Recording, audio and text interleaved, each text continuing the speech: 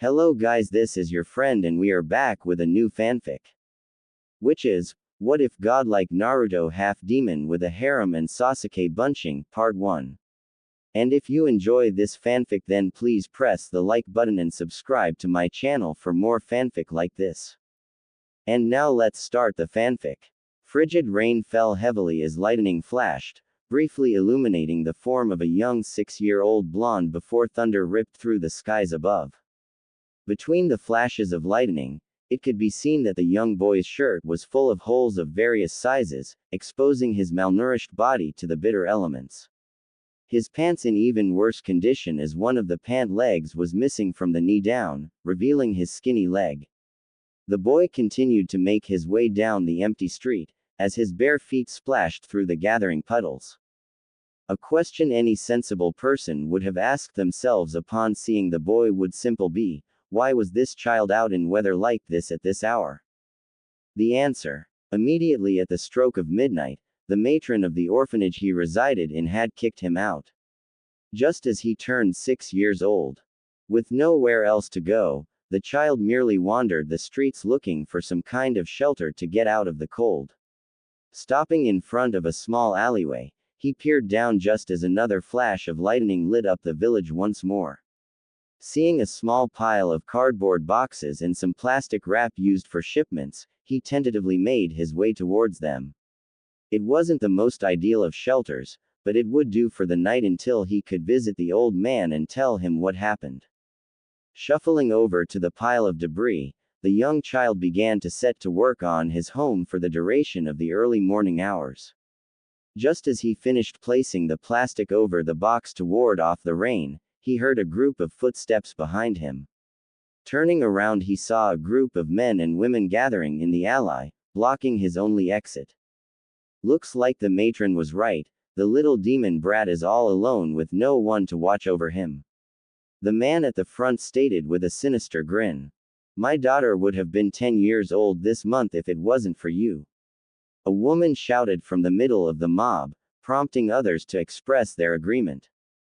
Be you, but I didn't do anything.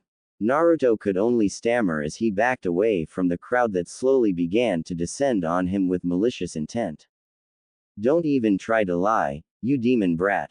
Another man replied as he raised his hand that held a lead pipe and brought it down harshly on the young boy's shoulder. A resounding crack could be heard and a cry of pain from the young child as his right arm hung limp from where his clavicle was broken. After the initial strike, everyone else joined in, throwing rocks, bottles and even some kunais at the poor child. Ignoring his cries of pain and pleas to stop. These only seemed to inspire the mob more. After a few minutes, Naruto collapsed to the ground, blood pooling around his body as darkness began to claim his vision. Bloodied, with kunais sticking out of his chest, belly and legs. As the mob stopped, the leader of the group came forward and took out another blade. This is for my family, you demon sack of filth, he stated as he brought the blade down on the child's arm and slashing it down, opening the flesh up to expose muscle and tendons. The man repeated the process with Naruto's left leg and started to move towards the stomach when a kunai struck him in the forehead. Alarmed, the mob looked up to the roof to see a squad of Anbu. The leader of the group with a weasel mask, his Sharingan spinning furiously at the sight before him. Hawk, boar, take these people to Ibiki for his special treatment. Weasel smiled under his mask as he saw the mob's color drain from their collective faces. A few even tried to run before being struck down by the other surrounding Anbu that quickly incapacitated the rest. Having issued his orders, he jumped down to the alleyway as the sun began to rise over the horizon, giving light to the grisly scene before him. Kneeling next to the boy is another Anbu member, doing a medical scan to account for the damages done to the poor child. Report. Weasel stated. It's not good. I am detecting a broken clavicle, 3 broke ribs, a punctured lung, part of his heart is collapsed on itself, and that's not counting the lacerations on his arm and leg. The female Anbu reported, holding back her sickness and anger at the sight before her. I'll take him to the hospital. Weasel stated as he carefully picked up the boy's prone body. Go and report to the Hokage immediately. Yes, sir. The medic Anbu replied and shunshined off in a swirl of leaves. Weasel immediately did the same, hoping to get him to the hospital in time. For if he didn't, Kami have mercy on those involved. Naruto's mindscape. Hang in there, kit, yelled the giant fox frantically as it smashed its body into the giant cage. Desperately trying to pump more of its chakra into the child, only for it to be strangled through the seal, allowing only a trickle of it to reach the dying boy. Damn seal. The boy in question slowly began to stir from his position in the water-filled room. Taking in the room around him, he began to question where he was. Did they dump my body in a sewer? He asked out loud, not expecting an answer. The next thing he noticed is that his body no longer hurt. Looking down, he couldn't find any traces of the attack he had just endured. Thank Yami, you're awake. A voice behind Naruto boomed, causing the boy to spin around and come face to face with a giant fox head behind a gate, with a tag across the center that read, Seal, in kanji. Who are you? Naruto stammered, taking a cautious step back. It seems this form frightens you. The fox answered with a large smile before its body was surrounded with a red smoke, obscuring the massive body from view. A few seconds later the smoke clears, revealing a young-looking woman dressed in a red battle kimono with black hair, red eyes and 9 white tails flowing behind her.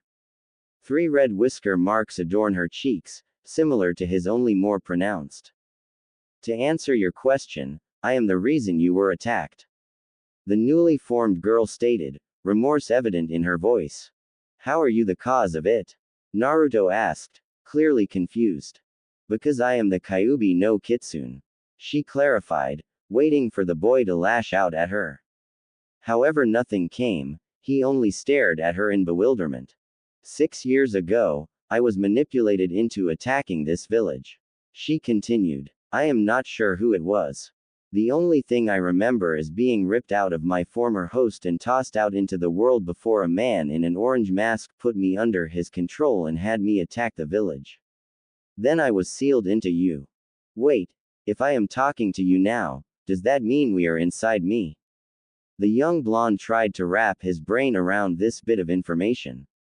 Yes, we are inside you. More precisely, you mindscape. The Kyuubi answered, before turning serious. But we are low on time. Right now, your body is dying and I can't give you enough of my chakra to heal your wounds. What? You're saying I am dying? Naruto exclaimed in a voice of panic. Yes, I can only delay it. The girl behind the cage explained, hanging her head in sorrow. I'm sorry. That damn seal is preventing me from giving you more of my chakra. Is there anything I can do? Naruto asked as he gazed up at the gate with a frown. He may hate how the villagers treated him, but he wasn't ready to die just yet. If you could weaken the seal, more of my chakra would be open to you. She explained. What if I just take the seal off? No, the girl exclaimed. That would only kill you. Just tear a piece of the corner off, no bigger than your thumb. Nodding, Naruto moved towards the seal. As he reached up to tear off a piece, a flash of light appeared before a sharp kick threw the boy to the other end of the room, causing him to spit up some blood, slipping into unconsciousness. In front of the cage stood a man that looked like an older version of Naruto. I didn't sacrifice myself so you can ruin it, brat. The man sneered. You bastard. The girl screamed at the man. Your son is about to die. He will survive this. Minato grinned as he turned his attention to the girl. This experience will only harden him further to make him a powerful weapon for the village. And you're going to help him. You're a heartless bastard. She snarled, if Kushina knew what kind of you were, she never would have fallen for you. And that is a ninja's greatest weapon. The blonde man grinned. Deception. I deceived her into falling for me to secure Uzushiyogakure's secrets for Konohagakure and secure its place as the most powerful hidden village. Positioning it to conquer the elemental nations with my son leading the conquest, the power of the Kyuubi at his disposal to level all opposition. You truly are a vile and corrupt man. A distorted voice echoed through the chambers, causing both Minata and the Kyuubi girl to look around for its source. A crimson orb descended into the center of the room before bursting, raining what appeared to be blood all over the middle of the room. Where the center of the orb once was, stood a tall, slender woman with silver hair tied back into a high ponytail. Resting along her shoulder is a large triple-bladed scythe, made of a black material of some kind, giving it a wispy-like appearance. Her blood-red crimson eyes focused on the former Hokage, causing the man to shudder under her gaze. Who the hell are you? Minato asked, regaining his composure. Who I am is of no concern of yours, mortal. The woman replied coldly as she gripped her weapon and pointed it at Minato. Just know that I have come for your soul. Then it's a shame my soul already belongs to the Shinigami. He smirked. I am aware of this. The woman gave a sinister grin, causing a cold shiver to travel down Minato's spine. Unfortunately for you, Shinigami Ni-san is my brother and has given me your soul for punishment of your vile actions. Not giving the blonde man any chance to retort, the silver-haired woman drove her scythe forward, impaling the chest of Minato, causing him to elicit an earth-shattering scream of pain as his soul was absorbed into the woman's scythe. I shall enjoy feasting on your corrupt soul, Minato Namikaze. She grinned as the last traces of the fourth Hokage dissipated. With the task done, the silver-haired woman turned her crimson eyes towards the Kyuubi girl, causing the young girl to shrink back in fear. Unsure of what this woman could do to her. Now that that bastard is taken care of, let us see about saving young Naruto-kun. The woman replied as she walked over towards the seal and examined it. I can't remove the seal, but I can alter it so that you can aid him more efficiently. Do you intend on making him a weapon with my power as well? The girl asked cautiously. A weapon? No, I intend to make him my champion. The woman smiled as she began to move various symbols around the seal. Almost immediately, the Kyuubi girl could feel her chakra pouring into the young boy. Real world. The Anbu known as Weasel stood over young Naruto's hospital bed as the heart monitor steadily beeped. He was still infuriated as to what had just happened. He literally had to threaten one of the doctors to get the boy taken care of, and because he didn't trust the hospital staff to do their jobs without bias, he stood over them as they worked to stabilize the boy. Soon, he was joined by the Hokage himself. Weasel quickly gave him a full report of what he encountered. The elder man was even more upset that the Anbu was and had ordered the rest to investigate the matron at the orphanage, insisting that they bring her to Ibiki for questioning of her negligence, as Naruto was to be under her care until he was at least old enough to attend to academy. In silence, they stood by the boy's side when they noticed Naruto's body being surrounded by red chakra, causing some fear from the village leader that the Kyuubi may be attempting to escape. However, his fears were quickly dispelled when he saw the grievous wounds healing themselves. Hokage-sama, what just happened? Weasel inquired as the red chakra began to seep back into the boy, having healed all of his wounds and mended all of Naruto's broken bones. It was almost as if the attack never happened. I am unsure, but I can only surmise that young Naruto's tenant doesn't want to die and is healing Naruto to keep itself from dying. The elder man explained as best it could. Naruto's mindscape. Naruto groaned as he slowly came to, half expecting to find himself in a completely new area. Looking around, he was somewhat relieved that he was still within his mindscape. Although, instead of the blonde man that had attacked him, there was a silver-haired woman conversing with the girl behind the cage. Ah, you're awake, the silver-haired woman stated, making her way over to the young blonde. Are you okay, Naruto-kun? Kyuubi asked in concern. I'm okay, he grunted as he stood up, looking at the newly arrived woman. Who are you? I am Jashin, the goddess of blood and carnage. The woman replied with a smile that, strangely enough, was kind and gentle considering her title. Now, first things first. How about we do something about this sewer? What do you mean? Naruto asked, a bit confused.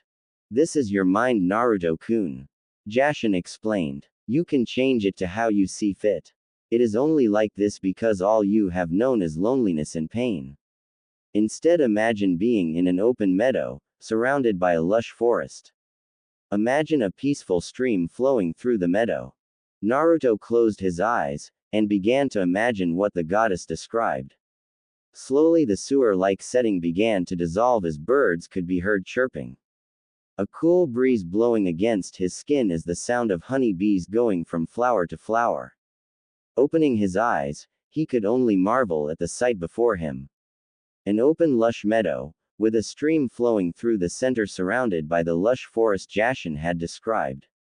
Sitting in the center of the meadow was the Kitsune girl, her tail stretched out, enjoying the cool breeze. No longer confined behind the cage-like prison. Instead, a silver necklace was around her neck with the kanji for seal dangling from the silver chain. Jumping up, she quickly ran towards the blonde boy and tackled him in a hug, giving him kisses along his cheeks. Thank you, thank you, thank you, she repeated, tears of joy streaming down her face. You're welcome, Kyuubi, Naruto said, hugging the Kitsune back. Ari, she replied. My name is Ari, Kyuubi is only a title. You're welcome, Ari-chan. The blonde smiled. Ari blushed at the suffix, but smiled nonetheless. Well done, this is a massive improvement over that sewer. Jashin commented as she scanned her surroundings, bringing the attention back to her. Thank you for your help, Jashin-sama. Naruto expressed, turning towards the woman. Please, call me Jashin-chan, or just Ya-chan for short. She smiled, causing the poor boy to blush. Now that you are out of danger, let us get to the real reason for my visit to you, Naruto-kun. Naruto nodded, curious as to what the goddess would want with him. He didn't think himself anything special when compared to other kids his age. The real reason I am here is to offer you a deal.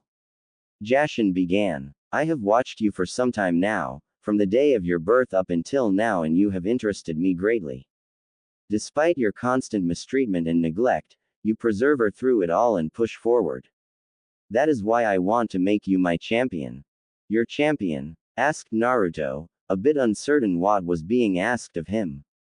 Yes. Should you accept, I will grant you a gift of power to help you through your conflicts.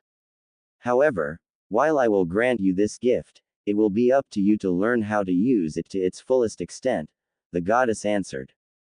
What power would you give him? Ari asked, a little curious. The power over shadow and darkness. The goddess grinned. Normally I would grant my champion immortality, but Naruto-kun is special and deserves something more unique. What would be required of me in being your champion? Naruto asked. Simple. Jashin started. You would be tasked with 2 missions. 1. Restoring my name in the elemental nations that has been desecrated by the cults that have sprung forth, claiming to do vile things in my name. 2. You will be asked to reap corrupt souls for me. However, you will not be tasked with these in the near future. Before I accept, I have one question. The blonde stated. Power doesn't come without cost. What would be the price of accepting this gift? Despite his young age, Naruto had been forced to grow mentally early on to avoid traps and other things during his young age. This question earned him a smile from the goddess before him. Very wise, and you are correct, this power will come at a cost. Jashin stated. In order for your body to accept this power, I will have to change you to a Hanyu. A half-demon. So I would become what the villagers accuse me of? Naruto asked, a little frightened at the idea. He was already hated as is. If he were to become a demon, it would only increase their hatred of him, and no doubt more mobs would chase after him. Honestly, I doubt it would make any difference to the villagers, if that is your concern, Naruto-kun. The goddess answered truthfully. They already see you as a demon through their ignorance. The only difference would be that you would have the power to protect yourself from the angry mobs or even avoid such conflicts altogether. And what would be the benefits of becoming a half-demon? The boy asked, trying to cover all of his bases before making such a big decision. Aside from the powers I am granting you. She quirked an eyebrow, earning a nod from the young boy. Your body will be more durable and mature slightly faster than those of your age. Aside from that, your strength, speed, senses and stamina will be inhuman, allowing you to accomplish feats others would deem impossible for your age. Your eyes will also gain the ability of what I call shadow sight, though the name doesn't do it justice. Lastly, you will heal even faster if you attain any injury. Added that Ari-chan can make it almost instant. And how will I change physically? Naruto inquired. While so far this offer sounded good, it wouldn't do him much good if he had to stay hidden because he sprouted horns and a tail. And how does this shadow sight work? You are worried how others will see you. Jashin smirked. Fear not, your physical changes will be minor. Apart from more defined muscles, your hair may take some dark highlights. Though if you are enraged, other features will become more prominent, such as elongated canines, sharp claw-like fingernails, and your cute little whisker marks becoming more defined. As for your shadow sight, as I said, the name doesn't do it justice. She continued, her voice glowing with a sense of pride as she began to describe the ability. When activated, you will be able to see perfectly in the darkness. Furthermore, instead of looking for chakra-like other sight-based abilities, this eyesight will pick up life energy. Meaning if it is alive, you will be able to see who, where, and what it is. I pride this at being my ultimate creation. It really doesn't sound like that or any drawbacks, Jashin-sama. Ari commented as she watched her vessel mull over the possibilities. However, one question did rise in the kitsune's mind. Anyo, if he accepts, what will happen to me? Nothing, came Jashin's reply. The seal will still be in place, so you would continue to exist albeit in a naturally stronger vessel. After a few minutes, Naruto sighed and looked to the goddess in front of him before smiling. Very well, Ya-chan, I accept your gift, he replied, earning a gentle smile from the silver-haired goddess. I am glad, Naruto-kun. She smiled as she slowly walked towards him, kneeling down so she was face to face with him, causing the poor boy to blush at the close proximity between the two of them. I will not lie to you, you will feel some pain when you wake up. Naruto merely nodded in acceptance. After this attack, he doubted he could feel a worse kind of pain. Gently, the goddess cupped both of his cheeks and brought him closer to her. Before he could react, she kissed him on the lips, once again causing the poor boy to blush deeply, having never done anything like this before. As she did so, dark energies began to flow from her body into his. This process lasted only a few minutes, before the young began faded from his mindscape, leaving behind a smiling goddess and a blushing kitsune. Was that really necessary? Ari asked, slightly pouting that the goddess had just stolen the boy's first kiss. No, but it was entertaining. And he is cute. Jashin smiled, turning to the fox girl, reaching into her kimono and withdrawing a black-looking scroll, handing it to Ari. I must leave now. I trust you to help teach young Naruto-kun his abilities and general training to prepare him for the world. This scroll contains information on some of the shadow abilities. Once he has mastered these, I will give him another scroll. It will be done, Jashin-sama. Ari bowed in respect, only to blush as the goddess came in close, her lips just an inch away from the kitsune's ear. And do not fret, after all, Naruto-kun will need to take multiple mates. Jashin smiled before disappearing into a blood-red orb and vanishing, leaving a furiously blushing kitsune at the implications the goddess left. Real world. The first thing Naruto was made aware of as he regained consciousness was that his body felt like it was on fire. It was as if someone had tossed him into an oven and left him there to bake. Granted, he wouldn't put it past the villagers to attempt something like that. Gritting his teeth, he forced his body to move, despite his muscles' protest to do even the most basic of movements. Well, Jashin-chan did warn me that I would be sore. He thought to himself. I wonder if the physical changes already happened. Naruto-kun, you're awake. The old man beside his bed exclaimed, catching the attention of the boy in the Anbu in the weasel mask.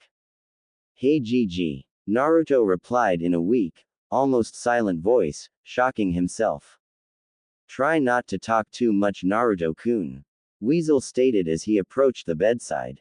The doctors said your vocal cords were severely damaged during last night's attack. Naruto frowned, but nodded as he remembered what happened. If he focused on the memories, he could still feel each hit that fell on him. However, his frown was replaced with a small smile as he remembered what happened afterwards. Unconsciously bringing his fingers to his lips as the realization just hit him. He had kissed an actual goddess. Are you okay, Naruto-kun? The Hokage asked in concern. I'm fine, Gigi. The boy replied, his voice sounding a bit stronger now, earning a quirked eyebrow from the Anbu, unaware of how the boy was healing so fast. Though he assumed it was due to his tenant. As I understand it, the matron of the orphanage kicked you out this morning before the attack. Currently she is being detained and a replacement for her is being reviewed so that we can get you situated back with the other kids. At this Naruto only shook his head. Is there any way I can get my own place? Naruto asked. You know the villagers hate me, so no matter who is in charge, it will just happen all over again later. Hiruzen could only sadly nod. He knew the boy had a valid point. The old man swore to Kami, if he ever discovered who let it slip of the boy's Jinchuriki status to the common public, he would rake that poor soul over hellfire and then some. I will see what I can do. Rest up, Naruto-kun. The old man smiled sadly. Weasel, watch over him. Lethal force is authorized to any threats. The Anbu gave a short nod and followed the village leader out of the room to stand guard by the door to allow the boy to peacefully rest. Despite how this day started, I would have to say this has been the best birthday I have had so far. He smiled to himself. Happy birthday, Naruto-kun. Eri's voice echoed in his mind, causing the boy to smile even more. Jashin-sama left you a scroll for your new abilities. Thank you, Ari-chan. He replied back to her with their mental link before he leaned back into his pillow and fell asleep once more. Slipping back into his mindscape once more. Naruto, age 8, the young blonde sighed heavily as he made his way through the village. Once again, his teacher decided that he was responsible for the mess that happened in this classroom that afternoon, despite the mess in question was all the way on the other side of the room from him. Either way, it didn't matter to him. If anything, it allowed him to avoid the group of kids that had planned to jump him as soon as he left school. Unfortunately for the group of bullies, Naruto was no longer an easy target. With his heightened senses thanks to being a Hanyu, he could easily hear the whispers shared between the group that conspired to bring him more physical pain.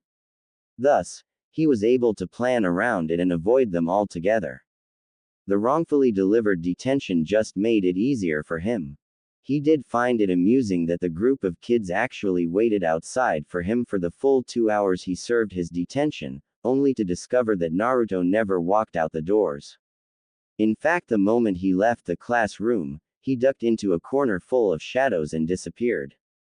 Reappearing a few blocks down the street in an alleyway. Using one of his favorite new abilities from the black scroll he had gotten on his 6th birthday, the Shidosutepu, Shadow Step.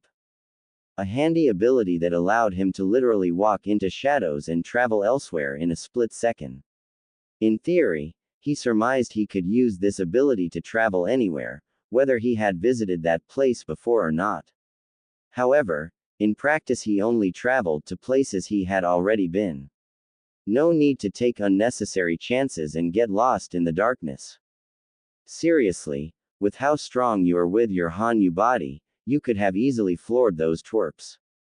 Ari commented in anger in Naruto's mind. She had become even more fiercely protective over her blonde container over the past 2 years since they officially met. Maybe, but you have to remember half the kids in the class have parents or family members on the civilian council. Naruto replied mentally. All the perks I have for being a half-demon would be moot if I am locked away in a prison cell. And the old man can only do so much until I become a genin at least. I understand where you are coming from. Ari frowned, not that the blonde could see it. I just hate that you have all this power and have to hide it. Speaking of which, why didn't you just use your Shidusutepu to just return to your apartment? Why come out in the alley? I know Ari-chan, I know. But my bastard of a father was right about one thing. Deception is a very powerful tool to employ. Naruto stated, a scowl on his face at the mention of his father. As for not returning directly home, mostly the same reason. If I am never seen wandering around the village, people will begin to get suspicious and that would put more scrutiny on us. Also, I want some ramen. Ari could only chuckle in response.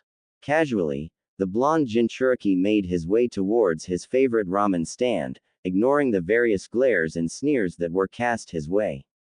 As long as they didn't try anything, he didn't care, and so he continued on his way. As he continued on, his pace slowed as he walked past the now mostly empty Uchiha compound as a frown formed on his face, though he didn't linger long. Only a few months after the attack on his 6th birthday, Uchiha Itachi had killed his entire clan save for his younger brother and left the village. The official story was that Itachi had betrayed the village and slaughtered his clan in the quest for more power. Though that didn't sit right with the young blonde. He knew there was more to it than that. There just had to be, but he knew the old man wouldn't tell him anything, even if his theory was correct. Passing the Uchiha compound, Naruto turned right down a small side street that led to the village's main road, where Ichiraku's was located. The young boy could already smell the tantalizing scent from where he was. With renewed urgency, Naruto quickly made his way to the stand. Hey old man. Naruto greeted the man behind the counter as he entered the stand, taking a seat near the far side of the counter. How was school, Naruto? Tsuki asked before shouting in the back of the shop for his daughter. The usual, get in trouble for stuff I had nothing to do with. The blonde shrugged as a young girl around the age of 10 skipped out from the back of the shop. Flour on her face, as well as some in her brown hair. You need something, Pop? The girl asked before noticing her favorite customer was here. Oh, hi Naruto-kun. Good afternoon Ayame-chan, working hard. Naruto smiled as the girl embraced him in a friend hug, rubbing some of the flour on him as well. Yup, the girl exclaimed. Someone has to keep this place running. Naruto chuckled at the girl's response and the girl's father could only snicker at her antics. So what I can get ya Naruto? Tsuki asked. The usual. Actually, I was told to request something a little different. The blonde smiled. The Kushina special. At hearing the dish's name, the elder man froze in shock, nearly dropping the bowl he was drying off. Naruto, who told you to ask for this dish? The ramen chef inquired, clearly thinking someone was playing a cruel prank on the boy. This was a dish only one person. One woman in all of the elemental nations could handle and no one has had the courage to order it in 8 years. I overheard 2 shinobis making a bet with each other. Loser had to order a large bowl of that particular dish. Naruto began to explain. When I heard that your shop made it, I asked them about it. I suppose they didn't warn you about why no one orders this dish. The elder man frowned. Actually, they did. I know what to expect and I still want to try it. The blonde smiled. You can still make it, right Tsuki Oji-san? Of course. Tsuki exclaimed, feeling his pride as a chef was questioned. Ayame, let's get to work. It's time you learned how to make this dish. Okay Pops. Ayame enthusiastically replied, still unsure as to why this dish was so special to her father. As the father and daughter duo disappeared into the back of the shop, Naruto felt a little guilty about lying to them. Of course, how was he going to tell them that his very own mother was the one that suggested he try it out? Flashback no jutsu. As soon as Naruto's head hit the hospital pillow, the young boy had passed out. immediately returning to his own, now more lush mindscape to spend some more time with his newfound friend and partner, and to also look over the scroll that Jashin had left behind for him. Welcome back, Naruto-kun. Ari greeted happily as she bounded over to where the young blonde and materialized. Thanks Ari-chan. Naruto smiled as he was engulfed in a hug from the vixen girl. Here is the scroll that Jashin-sama left. The Kyuubi girl stated as she handed her container the black scroll the goddess had left for her new champion. She said that this will give you an introduction to some of your new powers. Awesome, the young blonde stated, clearly excited in the concept of learning not only something new, but something only he would be able to do. Eagerly, he unrolled the scroll and gazed upon the blood-red letters that emitted an odd shine to them, making them really stand out against the black background of the scroll. The young boy had to admit that there was something entrancing about the way the letters glowed. Just as the two were about to delve into the knowledge the scroll held, a sudden bright flash of white light caught their attention. Alarmed, they stood up with Ari standing in front of Naruto in a defensive stance, determined to protect the young boy. As the light died down, a lone feminine figure stood in the center of the field, clearly upset about something. Minato, where the hell are you? The woman shouted. I swear to Kami that I will rip your spine out and beat you to death with it. Maybe upset wasn't the exact word to describe the strange woman's current mood. The two remained quiet as the woman continued to rant and yell of the graphic things she was going to do to Naruto's father. As the two silently observed the woman, Eri's eyes widened in realization. Who Kushina-chan? The Kyuubi girl asked, a little unsure. Hearing her name, the woman suddenly turned her attention to the other two in the area. Immediately, her eyes began to soften. Ari-chan, is that you? The red-haired woman asked as she slowly approached the two. Earning a nod from the fox girl, she then turned her attention to the blonde-haired boy next to the Kyuubi. Then that must mean. Without hesitation she immediately burst forward and engulfed Naruto into a firm, but loving hug. Afraid to let this moment go as tears streamed down her cheeks. I'm so sorry Sochi, she whispered as she kissed his cheek. Naruto for his part didn't know what to say or do as the woman continued to say she was sorry over and over again and begged for his forgiveness that he had to shoulder such a burden. A few seconds ticked by before it all set into place.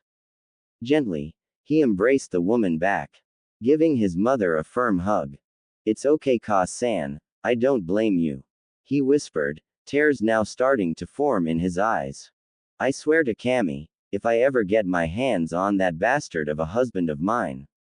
We know, you were very vocal and descriptive of what you were going to do Ka-chan. Kushina blushed at the comment. Also, you don't have to worry about him anymore. Naruto continued, earning a confused look from his mother. Jashin-chan took his soul earlier today. The blonde boy explained. Upon hearing the name Jashin, Kushina's eyes widened in fear. Also the fact that her son had added the chan suffix at the end of the brutal goddess's name only elevated her worries. She knew that the life of a Jinchuriki was hard and full of suffering, but did her child really suffer so much as to become a Jashinist? So Sochi, are you a?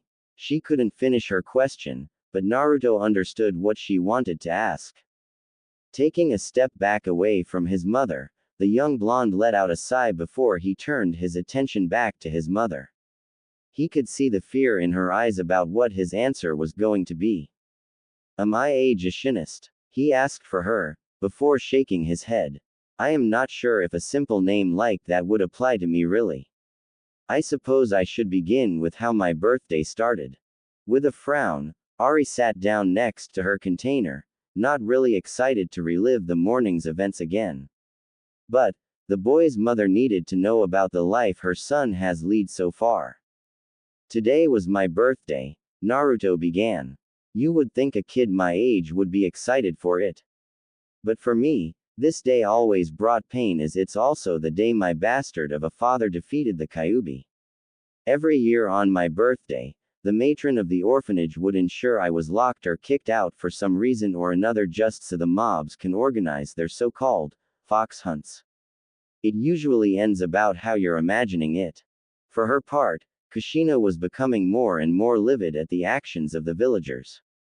The same villagers that her ever so loving dear of a husband had promised would take care of their son in their absence should the worst come to happen. Her eyes suddenly widened. This is what that bastard meant by taking care of their son. This year was the worst, and the best at the same time, ironically. Naruto smiled, breaking his mother out of her chain of thoughts. This time, they actually almost succeeded in killing me. Ari-chan did her best to try and heal me. But the damage I had taken was too much, especially with the way that bastard had to seal done. It also didn't help that the bastard made his appearance to make sure I didn't tamper with the seal. Bastard even attacked me, to ensure I couldn't get to the seal.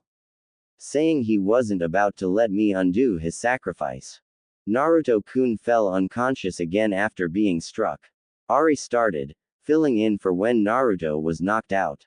Though, in theory he could have remembered it either way since they were within his mind when it happened. I argued with the bastard as he gloated about deceiving you with his lies. Acting all proud and how Naruto-kun would become colder after he survived his experience and become the village's weapon to bring the other nations under Konohagakure's rule. And then, Jashin-sama came. Ari continued with a smile. She took Minato Tem's soul to torture for eternity. But, his soul was given to the Shinigami. Kushina stated, confused at the events as well as worried that even the Kyuubi spoke about Jashin with respect. Shinigami-sama is her brother, and he gifted her his soul. Ari smiled again. After she took the Tem's soul, she altered my seal to allow me to feed Naruto-kun more of my chakra to ensure he would live. It was shortly after that I awoke to find both Ari-chan and Jashin-chan talking. Naruto spoke again, bringing the attention back to him. Sochi, why do you keep using Chan when talking about Jashin? Kushina asked. Well, she kind of asked me to. The blonde chuckled, rubbing the back of his head. Anyways, we talked a great deal and she offered to give me power, but at a cost. Cautiously, he looked at his mother and could see that she was afraid of what he was going to say.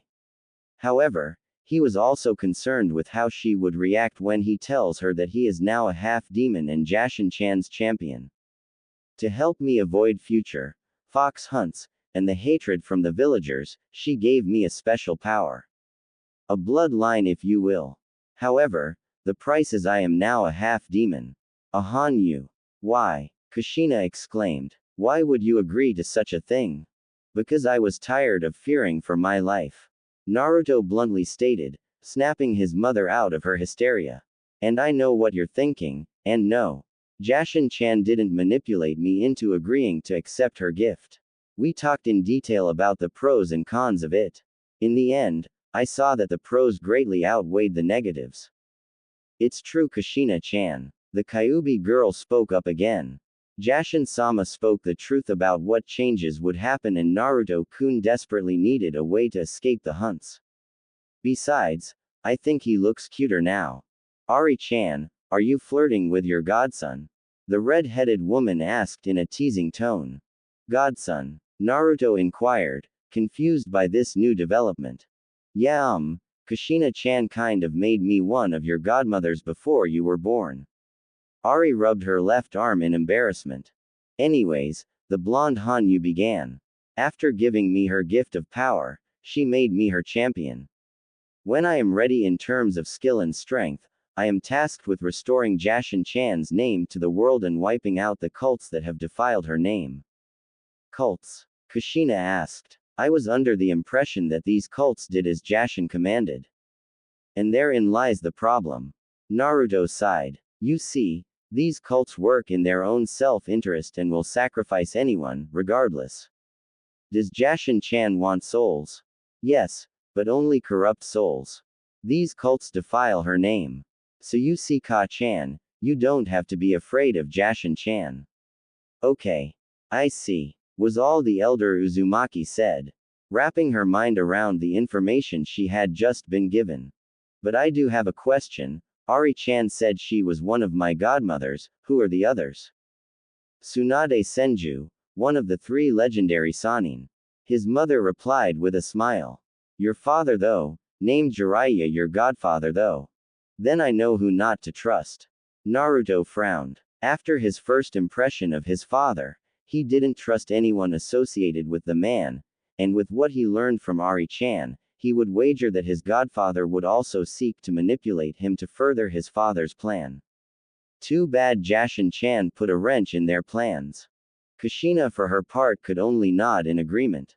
She never liked the perverted old man to begin with, and after her son's experience with his father, she couldn't blame him for not trusting anyone connected to the bastard.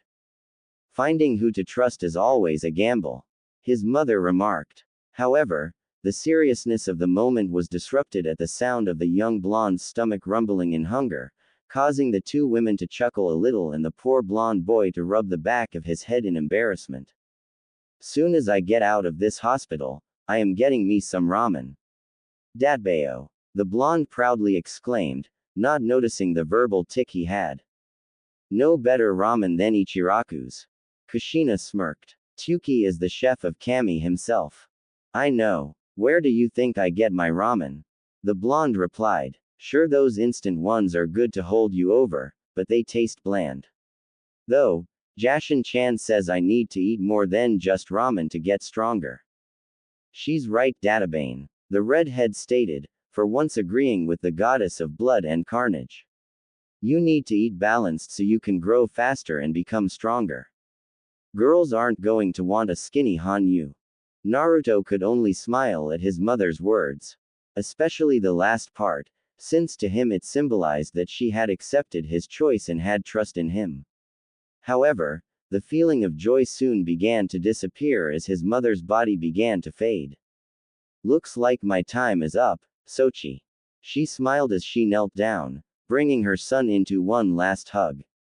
Also dragging Ari into it as well, knowing full well this would be the last time she would see them. I love you, Ka-chan, and I am going to miss you. Naruto wept, fully letting his tears fall. Tell you what, Sochi, the next time you go to Ichiraku's, ask the old man about the Kushina special. Kushina commented with a warm smile. I warn you, it is hot. It has to be to live up to my nickname, the red hot-blooded habanero. I will, Ka-chan, I will. He smiled. Slowly, while still embracing the 2. Kushina faded away one final time, leaving 2 grieving individuals. Flashback no jutsu dispelled. Naruto couldn't prevent a few tears from falling at the memory of his late mother. It was a bittersweet moment for him. To finally be able to connect with her, only for it to be so short. Either way, he treasured it. Every second with her was priceless and he would cherish it. His train of thought was soon interrupted as the father and daughter duo returned, carefully holding a large bowl of ramen. Tsuki's face looked like if any drop of it spilled, that it would set fire to anything it touched. Gently, the old man set the bowl down in front of Naruto with a concerned look. Almost as if silently praying that the young boy would survive this experience. For Naruto's part, he could smell the amount of spices and chilies wafting up into his nostrils, causing the boy's mouth to water in anticipation. Grabbing his chopsticks, took a cautious bite of the noodles. Almost immediately his eyes widened and began to water before he began to attack the bowl with gusto, much to the shock of the ramen chef. He had only ever seen one person in his life eat this particular dish in such a way. That was great, Tsuki Oji-san. Naruto exclaimed once he finished the bowl. I think I found my new favorite dish. Tsuki could only look on, completely gobsmacked. He was half expecting the boy to start breathing fire with the amount of heat that was in that bowl. However, the boy's reaction clearly told him that he was going to have to restock all of his chilies and spices in the very near future. Speaking of which, the elder man was surprised that the young boy had only ordered one bowl so far. Usually the young blonde would be on his 10th bowl by now. I'll be sure to keep the ingredients stocked then. Tyuki smiled. Thanks, old man. The blonde beamed as he pulled out his wallet to pay for the meal, only to be stopped by the ramen chef. Tonight is on the house, my boy. For being the first person in 8 years to order and finish such a dish. The old man stated, earning an agreeing nod from his daughter. Thanks again, old man, Naruto said as he looked up at the darkening sky with a slight frown. It's starting to get dark, so I am going to head home. Ayame, be a dear and walk Naruto home, Tyuki said, knowing full well his daughter had a crush on the boy. Of course, Pops. She smiled as she made her move to join the young boy, only to be stopped. Ayame-chan, I can't allow you to do that. He smiled sadly. You know how the villagers feel about me, and I cannot allow you to put yourself in harm's way for me. I just don't want you to get hurt either. Ayame frowned, not knowing of all the times Naruto had been hospitalized from previous attacks before his 6th birthday. I'll be fine, he reassured her with a gentle hug. Besides, the darkness is the ally to a shinobi. And I am going to be the best shinobi the world has ever seen. Datbeo. Ayame and Tyuki could only chuckle in response at the confidence the boy exuded. They believed that he would make a fine shinobi. Especially with his selfless attitude. The fact that he didn't want to put Ayame in any sort of danger only increased the mont's respect for the boy, and fed the crush the young girl had on him. Without saying anything else, Naruto had left the ramen stand and made his way towards the apartment that the Hokage had managed to secure for him. Of course, like everything else when it pertained to the boy, the village leader was met with some resistance about the course of action.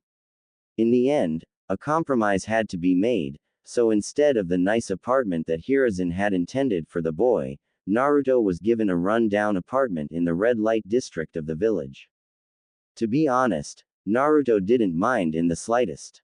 A more run-down place was perfect in his eyes as it attracted less attention. Not to mention, he really didn't want to have a nice apartment ruined for the inevitable graffiti and such that were bound to happen. And it did. No sooner had the blonde moved into the apartment, did the walls begin to get covered in various forms of graffiti. While the vandalism riled up the Kyuubi girl to no end, Naruto merely ignored it. Knowing full well that until he became a shinobi, there was little he could do to retaliate in any form.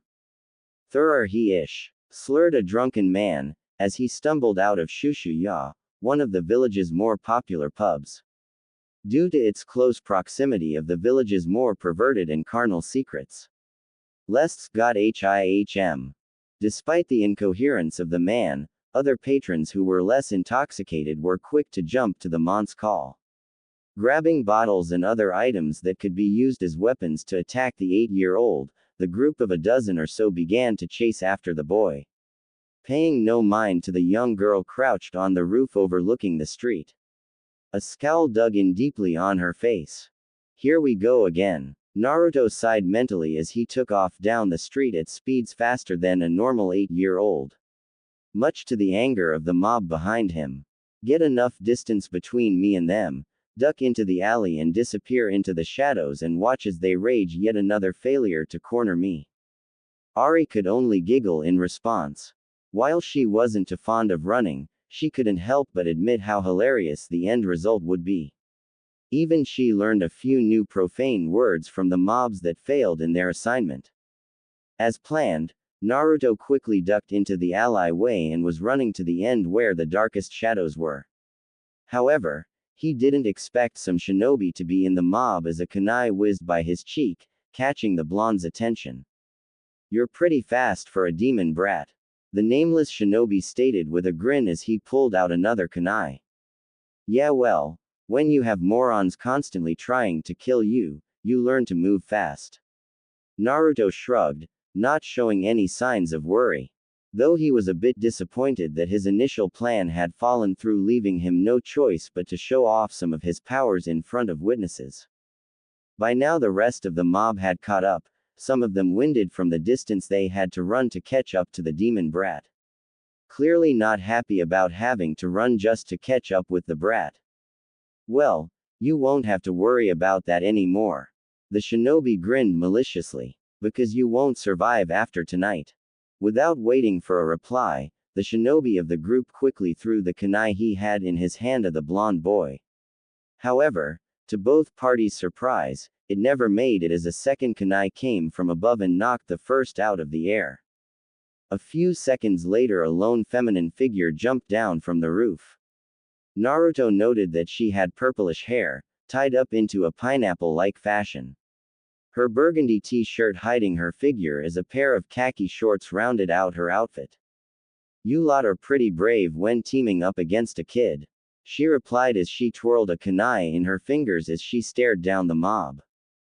Figures, now that I can look out for myself, someone decides to interfere. Naruto frowned to himself. Not that he didn't appreciate the help, but with the girl now defending him, he couldn't in good conscience abandon her here. No surprise the snake whore would defend the demon brat. The male shinobi taunted, earning a glare from the girl in question. However, her glare turned into a sinister grin as a snake she had summoned previously closed in on her opponent's leg. Without warning, the snake struck, sinking its fangs deep into the shinobi's flesh, injecting a massive amount of venom as it did so. Yelling out in pain, the man kicked the snake away before turning back to the woman before him. In a last-ditch effort in killing not only the snake whore, but the demon brat as well, he tossed a final kunai with an explosive tag attached to it. Seeing this, the purple-haired woman cursed and turned and lunged towards the blonde-haired boy, covering him as the explosion went off, sending massive amounts of shrapnel and other debris all over the alleyway. A fair amount hit the girl along her back, ripping her shirt and skin as blood began to pool around her. Two pariahs didn't have much time to consider their position as the wall fell over, burying the two in a pile of dust and debris. Luck as on their side as it had left a big enough pocket for them to not be crushed. However, that didn't raise Naruto's hopes any. The girl who had risked her own safety was in serious condition, and he knew that by the time anyone took the time to investigate, she would be long dead, and no doubt he would be blamed for it. Ari-chan, is there anything I can do? The blonde mentally asked, as he could feel the girl's body growing cold from the blood loss she was suffering from her wounds. There's one thing, but I don't know how the girl will react when she wakes up. The Kyuubi girl responded, though already not liking how things were turning out. What do I need to do, Ari-chan? You need to mark her as your mate, was the Kyuubi girl's simple reply. A simple reply that seemed to hit the blonde like a ton of bricks, no pun intended due to the situation they were in currently. Wait, what? It's the only way. You have to inject your Hanyu chakra into her so that she can heal. Ari quickly explained, knowing that they didn't have much time and if her container wanted to save this girl's life, this was the only way to succeed. You need to do it now. Just bite her on her shoulder and inject your chakra into her. Not arguing, Naruto gently turned the unconscious girl around so that she was facing him. He couldn't help but note that she was cute. With some encouragement from Ari, he leaned down and bit into the girl's left shoulder and began to pump his chakra into her. Slowly, he could feel warmth coming back to her skin as his chakra began to heal her wounds she had sustained from the explosion. Suddenly, off to the left side of his face, an audible pop sound was heard as smoke rose up from the base of her neck. She must have had another mark, not a mate mark but a servant mark. It felt tainted, Ari concluded. At any rate, your mark overpowered it and destroyed whatever was in it. I just hope that mark wasn't special to her. After a handful of seconds had passed, Naruto released his jaws from the girl's shoulder and saw as a black sun-like design appeared on her shoulder with a black fox-looking head with red eyes in the center of it. The sun's flames took the form of tails. 9 of them, sprouting out from behind the fox head. So this is what my mark looks like? He questioned mentally, liking the design of it. Even Ari was in awe of how it looked, secretly hoping she would get one too. A blush appearing across her face at the thought. The blond boy and his tenant were taking out of their thoughts as the girl before them began to groan, signaling that she was waking up. Slowly stirring, she sat up and groggily rubbed her neck where her former curse mark used to be. Are you okay? Naruto asked, even though she was. Physically at least. His chakra saw to that. Mentally and emotionally though, that was a different question. The hell happened? The girl asked, still a little disoriented from the events. You saved me from the mob that was trying to kill me. The blonde answered, catching the attention of the girl finally. Why did you risk yourself to save me? Because you needed help, she simply answered with a shrug. In truth, she didn't know why she got involved. All she knew was that she just hated the idea of a mob of cowards would gang up on a kid and even threaten to kill him. Another thing that was making its rounds within her mind was how she was feeling. She remembered the kunai being thrown, the explosive tag going off, her jumping to cover the boy, and then, blackness. Now, however, she felt like she was more in tune with her surroundings. Not to mention, despite the blast, she felt no pain anywhere on her body. What happened to me? She asked, looking in the direction the boy's voice came from. Only able to make out his silhouette as various clouds covered the moon that filtered into the cracks of the debris pile. You were badly hurt. Naruto sighed, preparing himself to be lashed out on. In order to save you, I had to do something, and I hope you won't be too upset. Being greeted with only silence, the boy continued. Your injuries were life-threatening. He began. In order to save your life, I had to mark you. Mark me. Her tone was clearly displeased. Yes. Naruto sighed as he prepared for the worse. Truth is, the villagers are right. I am a demon, or at least a half-demon thanks to their attack on me 2 years ago. So in order to save your life, I had to mark you as a mate. A potential mate. Ari chimed in as she began to remember smaller details about the marking ritual. In order for you two to become mates, she must accept and mark you back. Sorry, potential mate. This stuff is still pretty new to me. He nervously chuckled. Great. The girl sighed. Another mark. I may as well just start collecting them since I seem to attract them. You only have one. Naruto commented. What do you mean only one? I got marked by that snake bastard 6 years ago. She exclaimed. My mark overpowered his and destroyed it. The Hanyu explained as the moonlight lit up the inside, fully exposing both of their faces to each other for the first time. For her part, she was taken back by how handsome the boy was, despite being a good 6 years younger than her. His blue eyes seemed to glow in the darkness, giving off a sense of intimidation to an enemy, and comfort to an ally.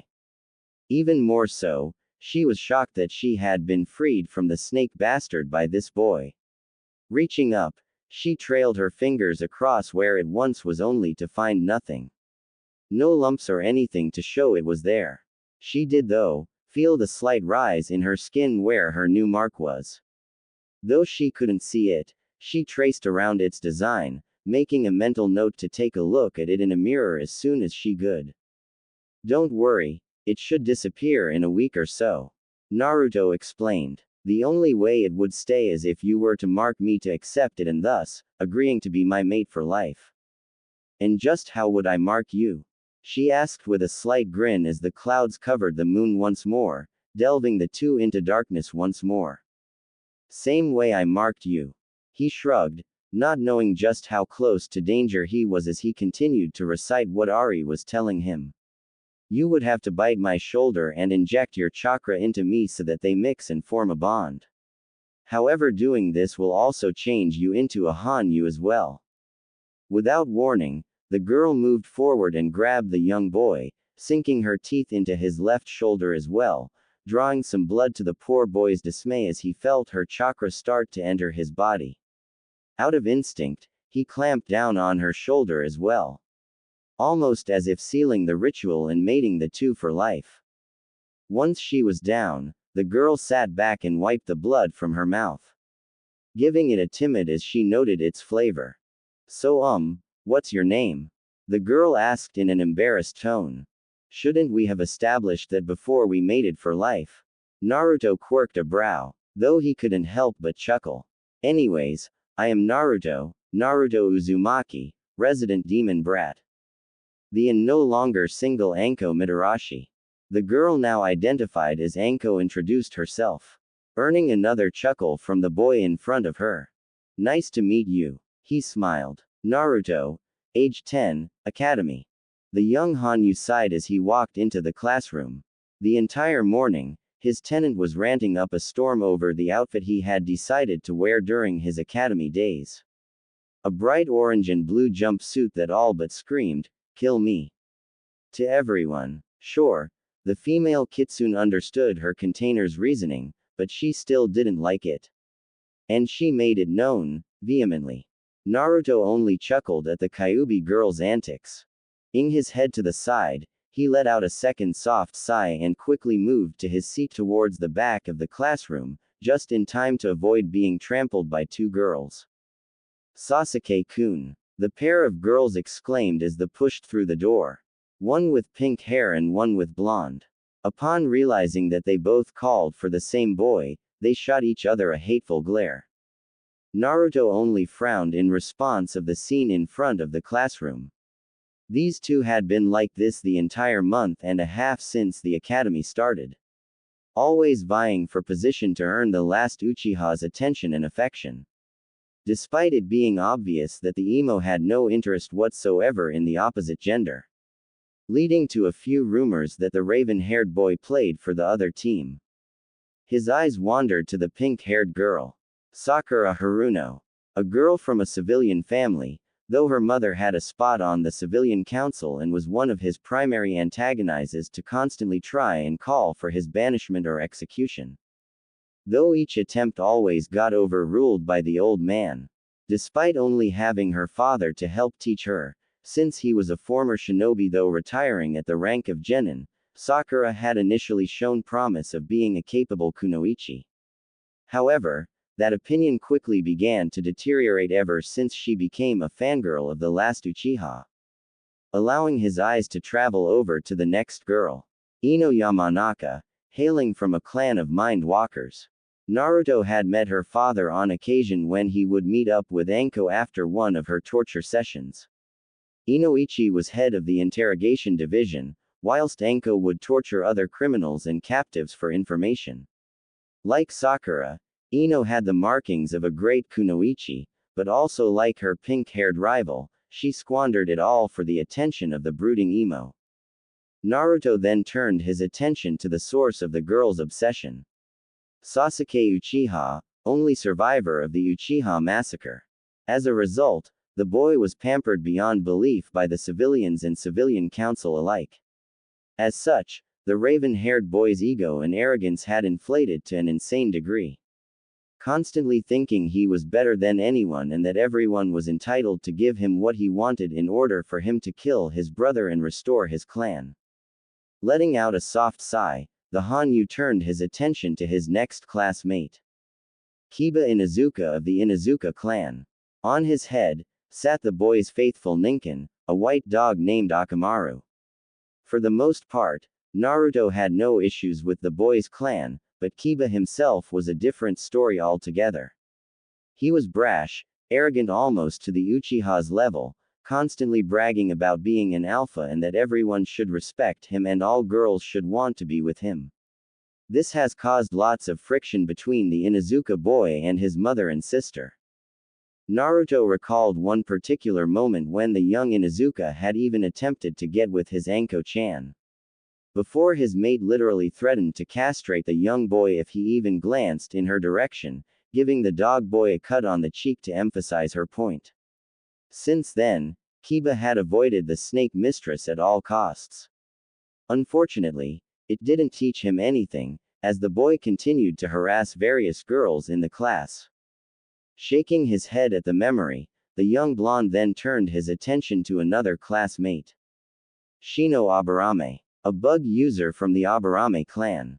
Like the Inuzuka clan, they were renowned trackers, using their bugs to detect chakra signatures and even neutralize targets by depriving them of their chakra. Unlike his Inuzuka counterpart, Shino was quiet and collected. Rarely speaking out unless spoken to. Rarely showing any emotion at all really. Naruto deduced that it had something to do with the boy's connection to his Kikaichu that forced him to remain stoic. Behind the Aburame sat the Hyuga heiress, Hinata, oldest daughter to the current clan head. Naruto noted that she was shy and timid, making the Hanyu wonder why she had chosen to become a kunoichi to begin with, as these were two traits that didn't mix well with the profession. Though he surmised there was no doubt pressure from the girl's father and clan elders, from the rumors he had heard about the Hyuga clan. On top of her timidness, he could see the girl already lacked self-confidence with the way she dressed. Covering every part of her body with heavy clothing, leaving only her head and hands exposed. Though this seemed to work in her favor, as his modest outfit had kept her off the radar of the Inuzuka boy. To be honest, Naruto wasn't sure how the timid girl would react if the boy turned his attention towards her. Considering her lack of confidence in herself, the Hyuga heiress wouldn't be able to reject the Inuzuka boy and be trapped in a relationship where she would only be viewed as a trophy rather than a real mate, despite the boy's constant use of the word. Frowning at the last thought, he turned his eyes towards the next student.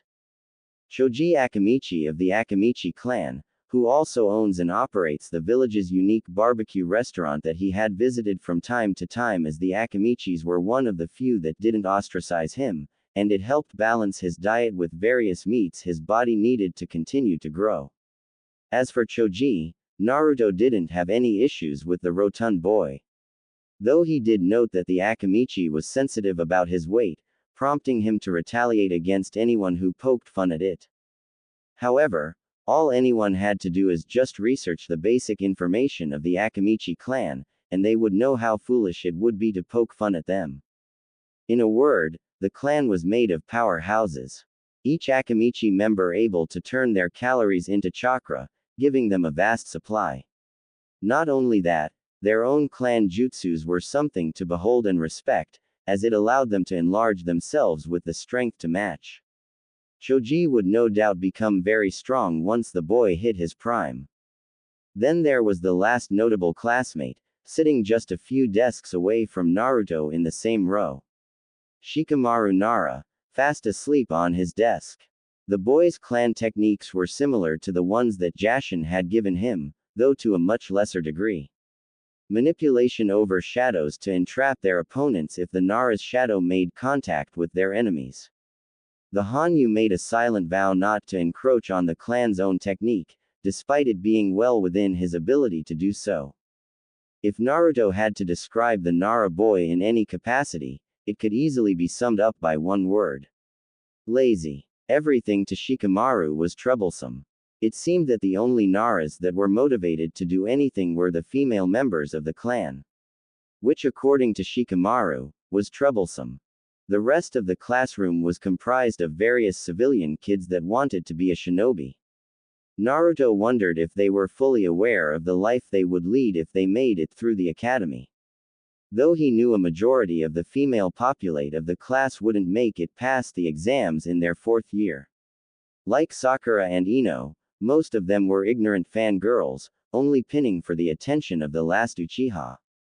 Shrugging it off, Naruto pulled out a scroll from his orange jumpsuit and discreetly released it, allowing a second-level Fuinjutsu book that he had been reading. Quickly applying a genjutsu over it to make it appear less suspicious. Already mastering the 1st level, much thanks to his shadow clone technique that Jashin-chan had taught him shortly after he marked Anko. Of course, this led to a lot of teasing from the goddess herself of how her champion was growing up so fast. After a few minutes, both of the instructors entered the classroom, prompting Naruto to seal the book up once more and stow it away in his jumpsuit to read later. One with dark brown hair, tied in a high ponytail, a scar across his face just under his eyes.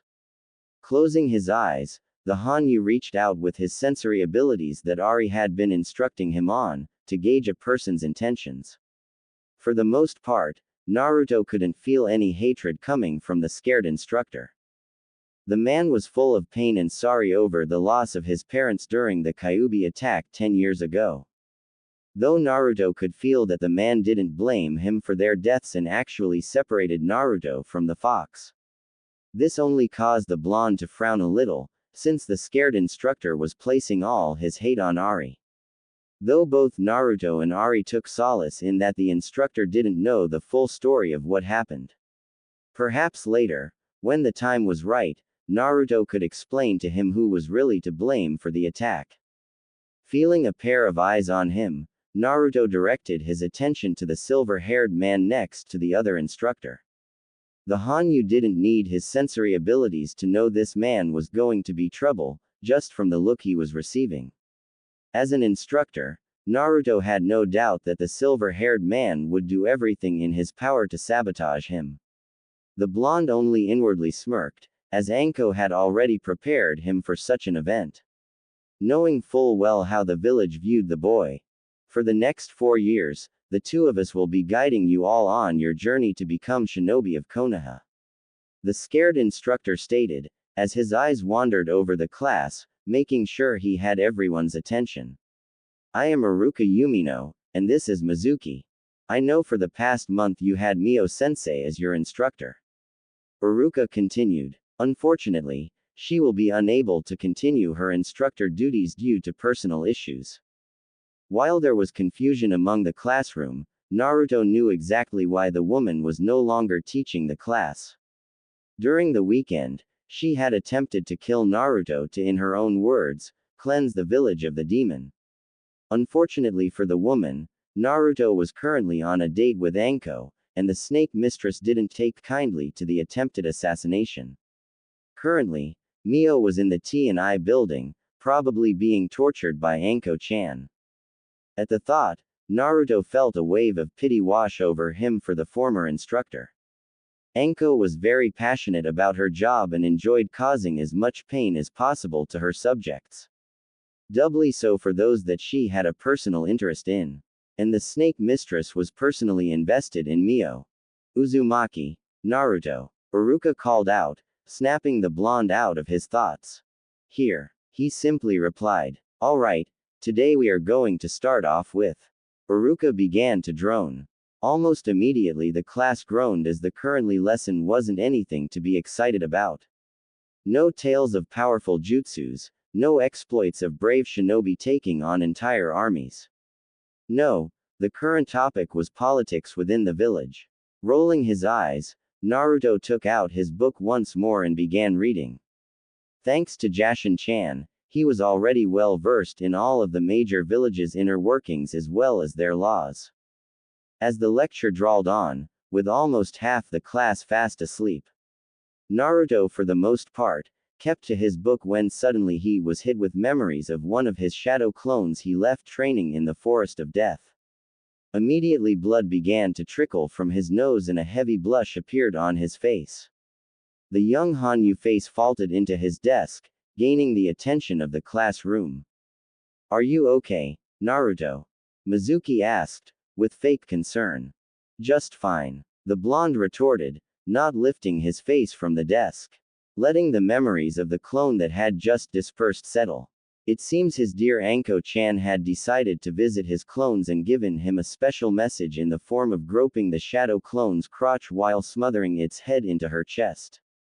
Then you wouldn't mind telling the class what Tobarama Senju was best known for? Iruka chimed in. Tobarama Senju, otherwise known as the Nadaime Hokage, is best known for achieving political stability and implementing institutions that help the village run more efficiently. Naruto explained as he lifted his head off the desk, once he was sure there was no evidence of what had just happened. As such, he ensured Konoha's continuity and prosperity. Very good, Naruto, Iruka commented, completely dumbfounded of such a full answer coming from the boy who already had a reputation of being the dead last in the classroom. You seem to know your Hokages. Of course I know my Hokages. Naruto exclaimed, jumping up on his desk. Because I am going to be the greatest Hokage of them all. Shut up, Naruto baka, Sakura shouted, earning a round of laughter from the classroom. Inwardly groaning at his foolish display, Naruto sat back down as the class resumed. Though a twinkle of mischief could be seen in his eye, no one noticed that Naruto didn't have a shadow anymore. Two can play that game, Anko-chan. Naruto grinned to himself. He had used his proclamation of being Hokage to distract the class from him, silently using his Dakukurin, or dark clone technique, to return the favor to his mate. It was similar to his shadow clones, but with the exception that it was equally as strong as him. Downside was he could only create one at a time. Still, it would get this particular job done. Hours later, after what seemed like an eternity, the final bell finally rang, signaling the end of the school day. Naruto waited for most of the class to clear out before making his way towards the door. Usually he would step into the shadows and disappear, but today, something was telling him to take the scenic route back home. Please stop. A timid voice begged from around the corner, catching the young Hanyu's attention. Why? Another voice replied. Are you going to cry? I say we rip out her weird eyes so we don't have to look at them anymore. Yet another voice commented with a sick laugh. Rounding the corner, Naruto could see three boys around his age trapping the young Hyuga heiress in a corner. The blonde scowled at this and wondered where the girl's guardian was. Moving forward, the blonde Hanyu griped one of the assailant's arm, just as the boy brought back his fist to strike at the girl. You know, one thing I can't stand is cowardly bullies. Naruto remarked, his voice quiet but firm. The hell do you want, demon? The ring leader asked, yanking his arm out of the blonde's grip. Naruto only smirked and said nothing as he waited for the bullies to make the first move. Which happened almost immediately as the one on the left took a wild swing. The blonde quickly dropped into his hubby's stance and deflected the strike towards one of the other kids. With a series of fluid motions, Naruto quickly dispatched the three boys. Typical of your kind. You're all tough shit when you can gang up on someone who can't fight back. But as soon as you go up against someone who can, you see just how pathetic you really are. Naruto scoffed at the downed ring leader of the group. Now, if I ever see any of you approach this girl again, I will personally see to it that you will be eating through a straw. Do I make myself clear? With a quick nod from all three of the boys, they quickly scurried away before they incur any more wrath from the blonde-haired boy. Are you alright? Naruto asked, as he turned his attention to the crying Hyuga girl. Thank you for saving me, the girl meekly replied. Naruto Uzumaki. The boy introduced himself. Thank you, Uzumaki-san, I'm Hinata Hyuga. The Hyuga heiress formally introduced herself. Why didn't you fight back? Naruto asked. The Hyuga clan had a reputation of being taijutsu's masters. I don't like to fight or cause pain to others. She replied, looking down at the ground. Hyuga-san, it's perfectly okay to fight to defend yourself and those you love. The blonde replied. What is your dream? What do you want to achieve in life? I want to unite my clan under one banner. The girl meekly responded. And do you think it will be easy? She shook her head in response. Exactly, there will always be some form of conflict you must face. He continued. Hold on to your dream, and fight to see it become a reality. The two were then interrupted as a frantic branch member of the Hyuga clan came running forward in a rush. Get away from Hinata-sama, you filthy demon brat. The man lashed out, attempting to strike at Naruto, whom merely sidestepped the attack, easily avoiding it. You're welcome for doing your job. The blonde remarked before turning on his heel and leaving the two Hyugas. See you tomorrow in class, Hinata-san. You need not concern yourself with the likes of that thing, Hinata-sama. The branch member snidely commented, clearly not liking the boy. Be that as it may. Hinata spoke with an unusual firmness in her voice. He did do your job for you, and your failure will be reported to my father. The branch member gulped in fear, but bowed his head, accepting his fate, before leading the heiress back home. Naruto. After his encounter with the Hyuga heiress, the blonde Hanyu quickly made his way across the village to the Forest of Death, where no doubt a very frustrated Anko was waiting for him to arrive. He smirked from the earlier memory he got from his Dakukuren. In true definition of turnabout as fair play, the dark clone had snuck up behind Anko and used one hand to grab her by the crotch, while another groped her before quickly dispelling. To be honest, Naruto was the only person in the elemental nations that could get away with it, though there would be repercussions.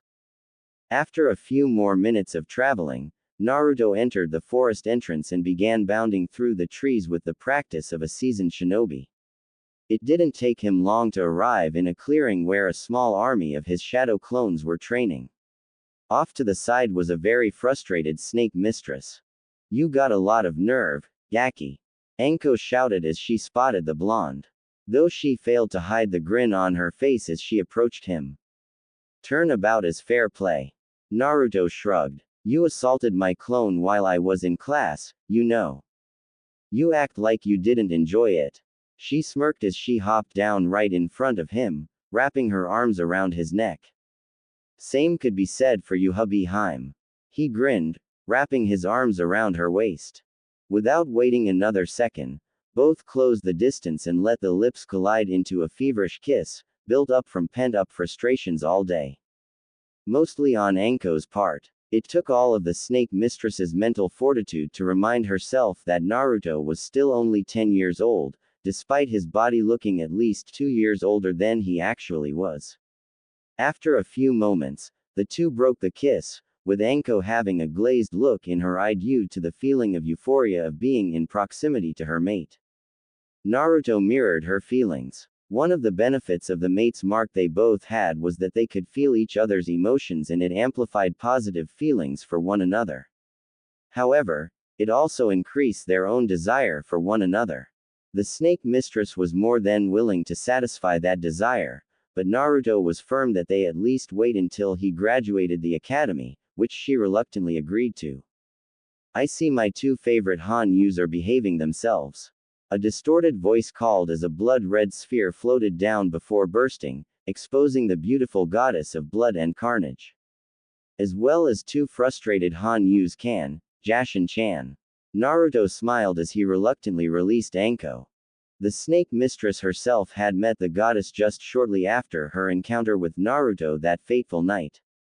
To say she was shocked would have been an understatement. The usual boisterous Kunoichi was completely speechless that her mate was the champion of the goddess of blood and carnage. Though after a short talk with the goddess, Anko converted into being a true Jashinist. "To what do we owe the honor, Jashin-sama?" Anko asked respectfully. "I came to witness Naruto-kun's progress." The silver-haired woman smiled as she ignited a wispy-looking black scythe in her hand, giving the appearance it was made from darkness itself. Making sure her champion got the message. Smirking, Naruto stepped away from Anko as he activated his own Dakiburdo, having it take the form of his preferred weapon. A double-bladed scythe, similar to how Jashin's looked with the same wispy appearance, wafting off the dark energy weapon. "Dispel your clones, and we shall begin." Jashin instructed as she erected a massive barrier around the training ground, ensuring that no one within the village would detect the massive amount of energy that was about to erupt between the two. Doing as he was instructed, Naruto began to dispel all of his shadow clones in small clusters as the memories flooded his mind. Anko took this as a signal to get back a safe distance, retreating to the far end of the training ground, perched on one of the higher tree branches, giving the snake mistress a good view over the entire field. An eager grin on her face. After all, it wasn't every day you got to see a spar with an actual goddess. Silence hung in the air as the two stared each other down. Without warning, Naruto charged forward before abruptly disappearing into the shadows, only to come up behind the goddess and take a swing at her, only for her to twist and block the attack with ease. Smirking, the goddess retaliated, and unleashed a fury of blows from multiple angles, all of which the young blonde flawlessly deflected before renewing his attack on the silver-haired woman. Swinging down hard above her, Jashin brought up her scythe and blocked it only to see Naruto dissipate into thin air. Reacting on instinct, the goddess jumped up into the air, just as the blonde came up from underneath her. Very clever, my champion. Jashin praised the blonde for his ingenuity to use the goddess' own shadow as a means to teleport under her. Using my own shadow to your advantage. Thank you, Jashin-chan. The blonde grinned at the compliment his goddess had given him. Though he didn't dwell on it as he summoned his Dakukurin, dark clone, from his shadow and began a 2-on-1 assault on the goddess.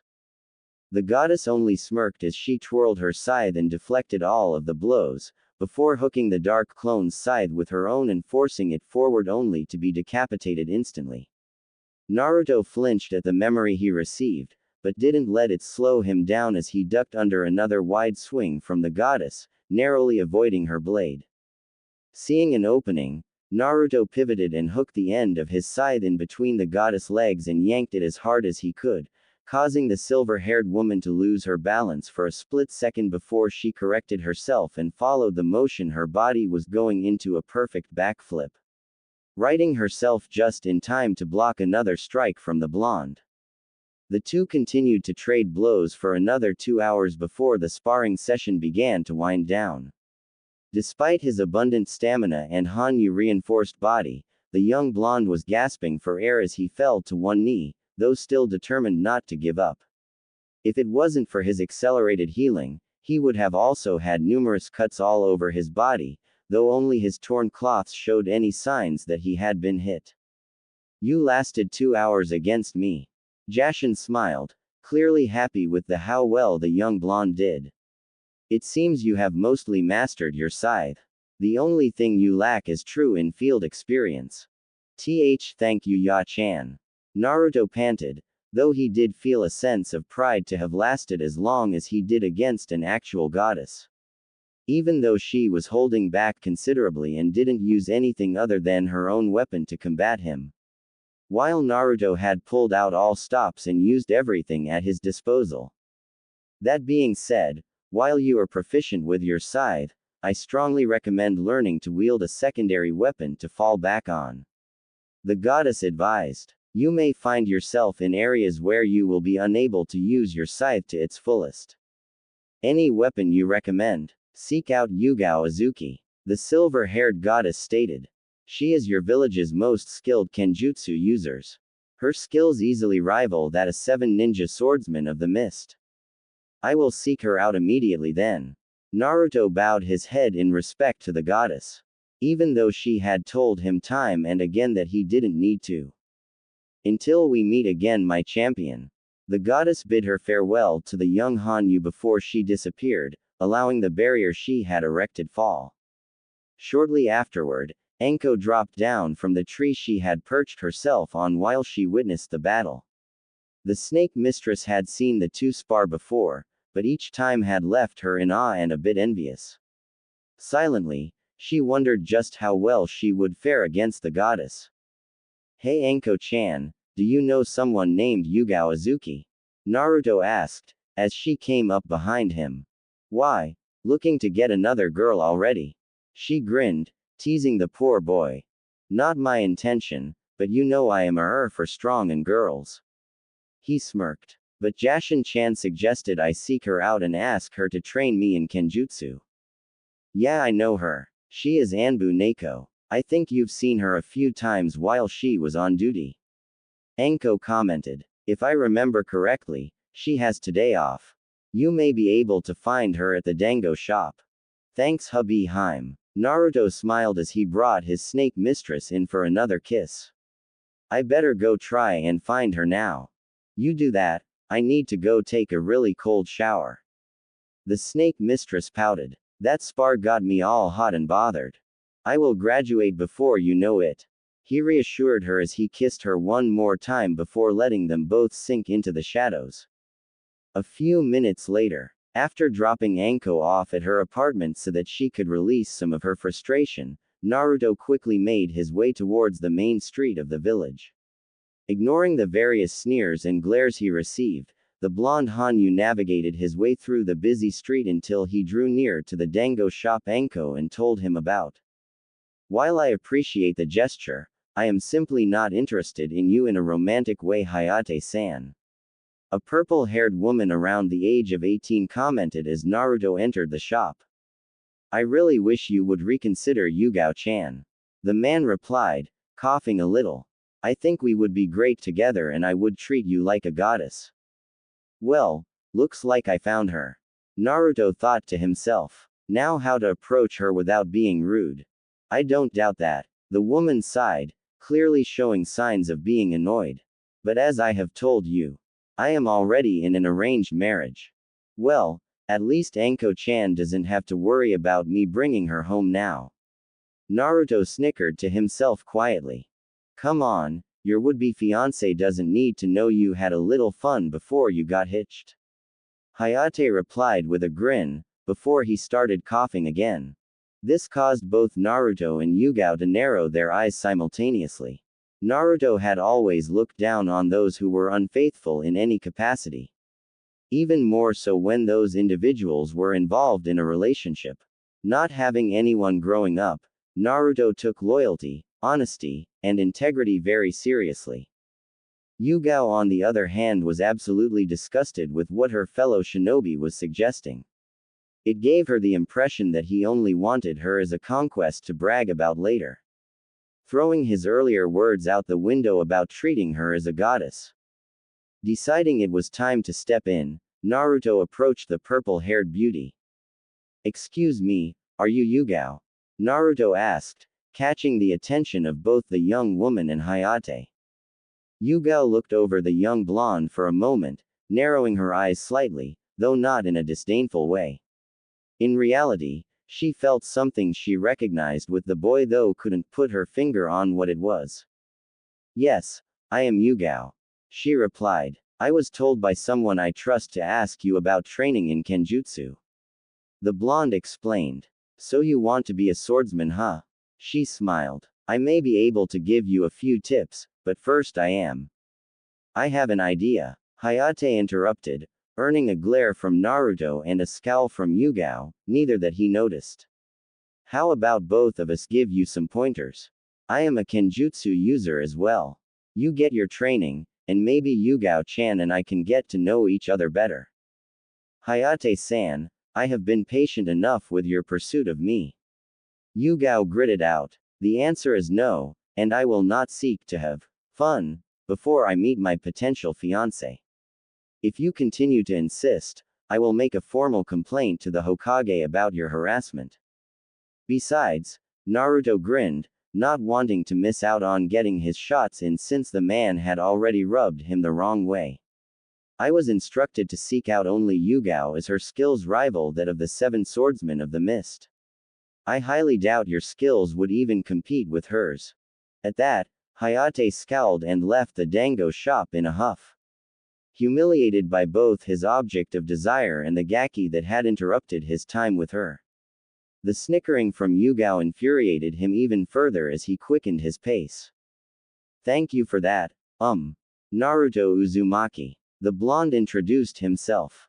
You said your mentor told you to seek me out.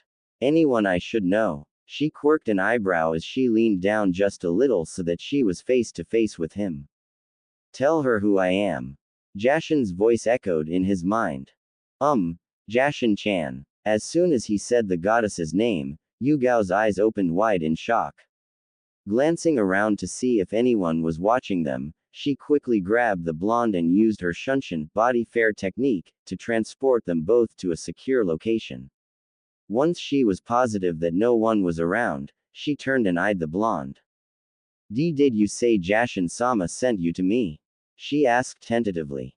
Wait, Jashin-sama? Naruto asked, a little confused. You mean you're nodding? Yugao reached under her vest and pulled out a silver necklace with a upside-down triangle inside a circle. The goddess of blood and carnage's symbol, signifying the Anbu's faith to her goddess. In the back of his mind, he could hear 2 distinct chuckles, causing the blonde to roll his eyes at the 2. Would have been nice if she told me you were one of her followers. Naruto frowned. But yes, Jashin-chan instructed me to find you and ask for training in Kenjutsu, since I am already proficient with my scythe and I need a backup weapon to be more versatile. If Jashin-sama has sent you to me, it will be my honor to train you in the art of swords. Yugao smiled, proud that she was serving her goddess. I look forward to learning from you, Yugao-san. The blonde bowed to his new sensei. You wouldn't be Jashin-sama's champion, would you? The purple-haired woman voiced her question, a look of anticipation in her eyes. Yes, I am, Naruto answered truthfully, only to see the woman's face light up with a vibrant smile and a look of pure joy and happiness. Why? Because you're the one. She smiled as she stepped closer, bringing her face to his. You're my fiancé, as per Jashin-sama's instructions. Not that I want to go against Jashin-chan's wishes, but I have already marked Anko-chan as my mate, and I don't want to betray her. He frowned. Yugao on the other hand only giggled, catching the boy's attention. She found it sweet that he considered his current lover's feelings about it. It was endearing. I understand, and it is sweet of you to take her feelings into consideration. Yugao spoke, though she didn't sound upset like Naruto thought she would. Does she follow Jashin-sama? She recently converted about a year ago. The blonde answered. Then I will explain to her. The purple-haired woman responded with a mischievous grin. Of course, with it being Anko, she may see this as a chance for a threesome. Naruto could only face palm. Looks like I am bringing her home after all. The young Hanyu thought with a sense of irony. Naruto, age 14. The blonde Hanyu stretched as he got up out of his bed.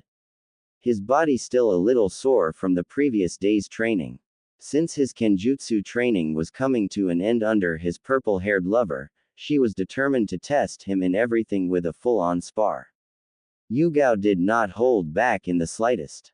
His own body could attest to that. Sure, he could regenerate nearly any injury instantly, but his muscles still carried over the soreness. Still, he enjoyed it and was thankful for the purple-haired Anbu that took the time to mentor him in how to properly use a sword. Even more thankful when Yugao had taught him her two most prized kenjutsu techniques. The dance of the crescent moon, Ryu Mikazuki no Mai, and the hazy moon night Kasumi Tasuki. As well as her moon dance sword style, which was something truly beautiful to behold. The style looked exactly as the name implied. An exotic dance, using one's natural flexibility and speed to parry and deflect incoming blows and then retaliate with a fluid motion. Finishing his stretches, Naruto made his way to his bathroom for a quick shower, grabbing a clean pair of boxers and a towel before turning on the cold water. He gave up a long time ago with the hot water since it was always off anyways. No doubt due to tampering from the landlord. Sure, Naruto could report it to the Hokage, but the old man had enough on his plate what with running the village and dealing with the council, and the young Hanyu didn't want to add to it with something as minor as this. Besides, if the blonde really wanted to take a hot shower, all he had to do was go to Anko's apartment, and he would only have to give up his privacy in the shower. Not that he minded in the slightest, since these times were used to alleviate some of their frustrations, though Naruto still hadn't budged on going all the way until he graduated the academy, much to Anko's dismay. The only reason he hadn't just moved in with his mate was because of the village's stupid laws about non-immediate family living with higher-ranked shinobi. Claiming it would put the other students at a disadvantage. Naruto scoffed at that. It was clearly a law that put more favor for the clans of the village than anything about actual fairness between students. The stupid law was the same reason that prevented him from moving in with his other mate, Yugao. True to her word, the Neko Anbu sat down and spoke to Anko about the arranged marriage that Jashin had set up between her and Naruto, and emphasized that the poor blonde was unaware that such an arrangement was made. The snake mistress on the other hand, took it surprisingly well and was almost giddy at the concept of the blonde Hanyu having another woman in his life, citing that he shouldn't get too why, because he has to share.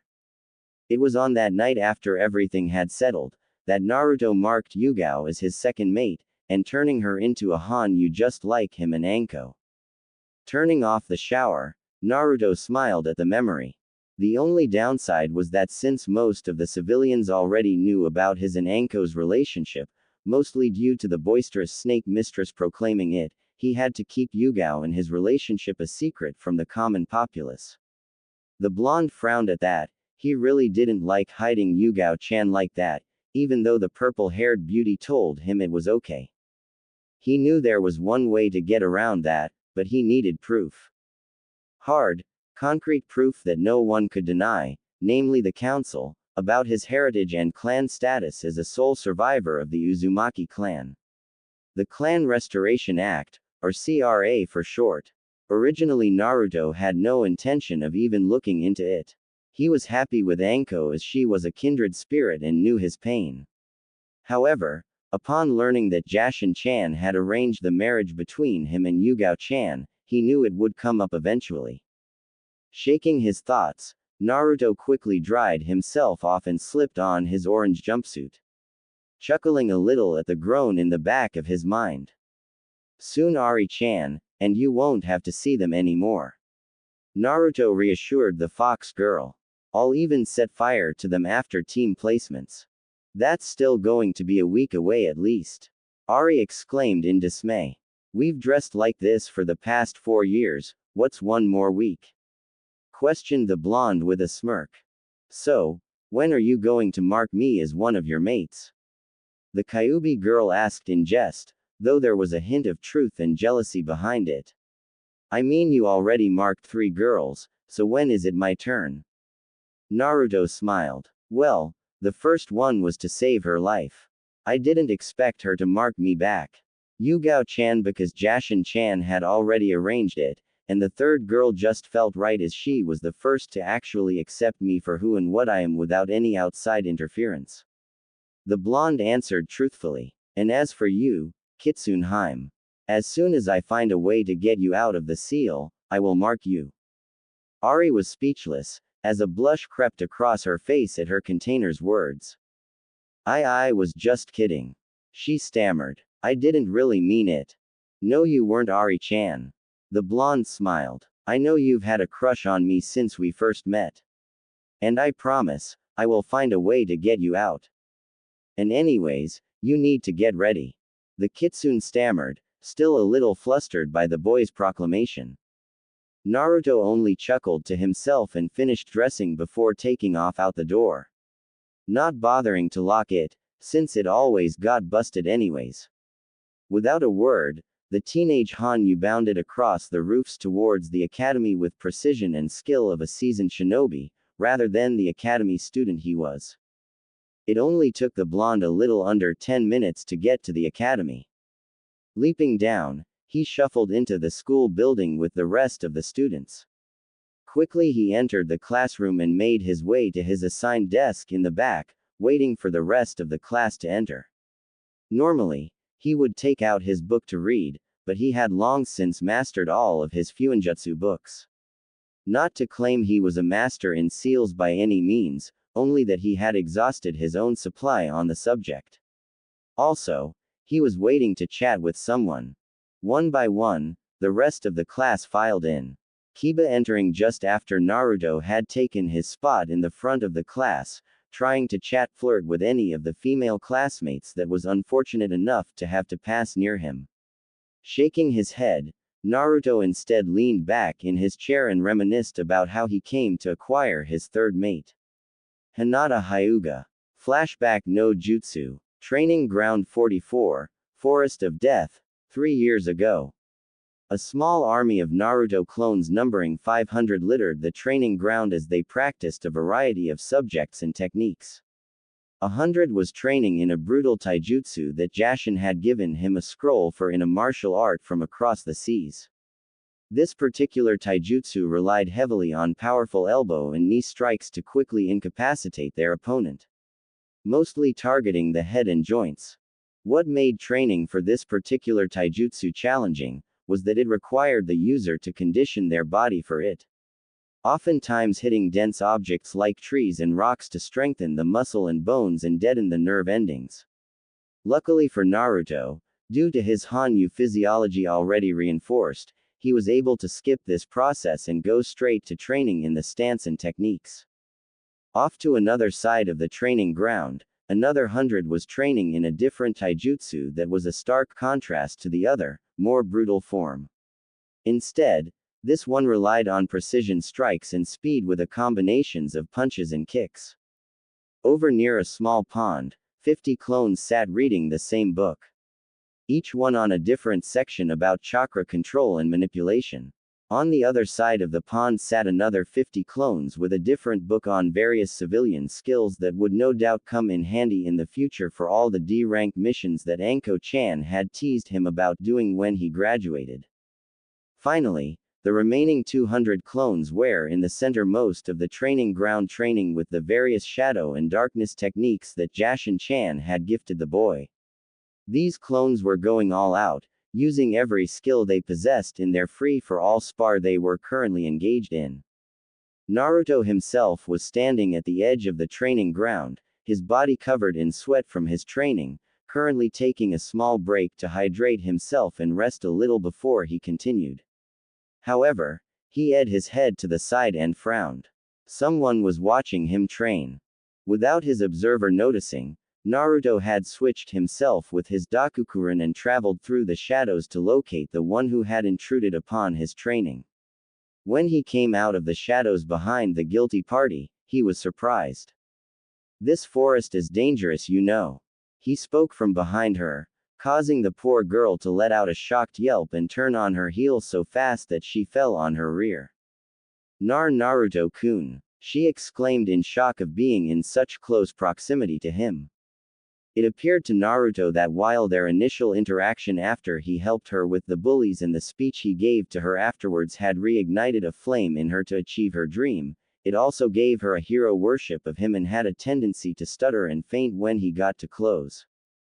"How come you are out here, Hinata-san?" Naruto asked, taking a small step forward, causing the girl to begin to acquire an interesting shade of pink. I, was all the girl got out before she fainted. Looking down at her, Naruto sighed and picked her up bridal style. "I am going to need to break her of that, and I have an idea." He smirked. Taking her to the training ground, he set her down softly on the ground and looked over the clones' training. Seeing as the sun was beginning to set, he began to dismiss his clones in small sections before leaving only 2 remaining. One he had henge into the Hyuga heiress and returned to her home in her place under strict instructions to act like she would. Even reinforcing the shadow clone with extra chakra to ensure the foe Hinata would last the night.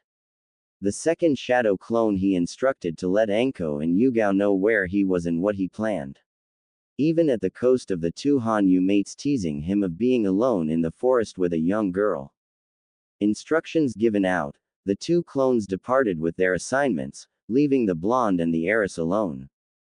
An hour had passed before the Hyuga heiress came to the sound of a fire crackling and metal scraping against each other. Opening her eyes, she saw Naruto cooking over a campfire a short distance from her. Slowly she sat up. "You're finally awake," he responded, not looking at her. "Just in time too, dinner is ready."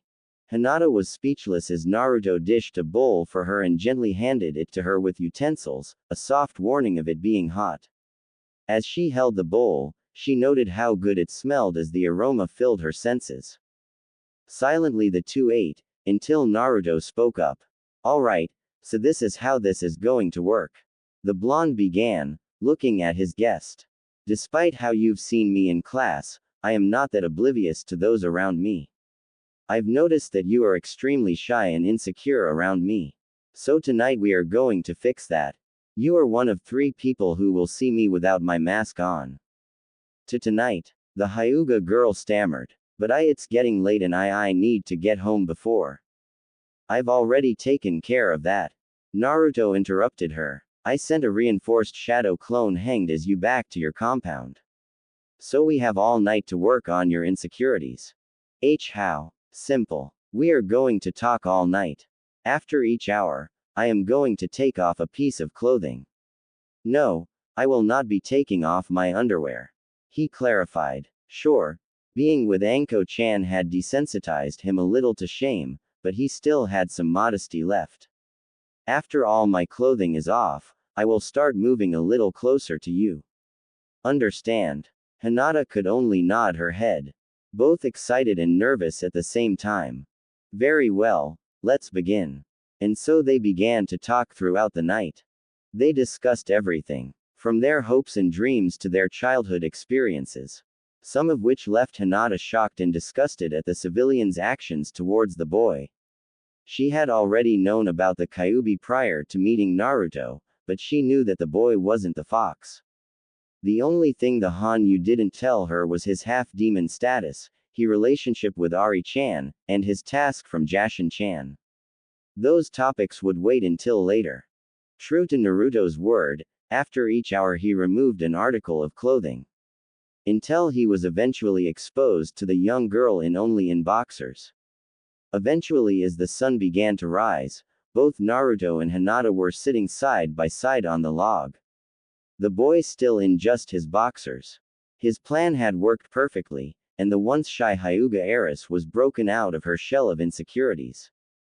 Flashback no Jutsu Dispel. About 6 months after that night, Naruto had told the Hyuga girl everything about him after they had developed a strong friendship.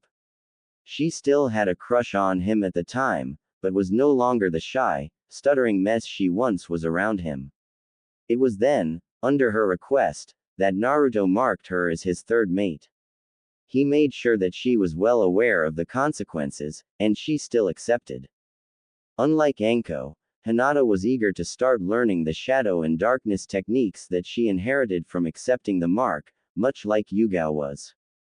Morning Naruto-kun. A feminine voice whispered from behind him. Morning Haim-chan. He smiled, realizing the Hyuga heiress had came in through his shadow. Don't worry, I made sure no one was watching before I came through. The dark blue-haired girl reassured her mate as she moved to the front of him and sat down on top of the desk just next to him. Like Yugao, he had to keep his relationship with Hinata a secret. Something he had also warned her about as well, though that didn't deter her. As long as he set aside time to be with her and train with her, she was content for now. She also saw it as a bonus as she received some extra training with Anko as well.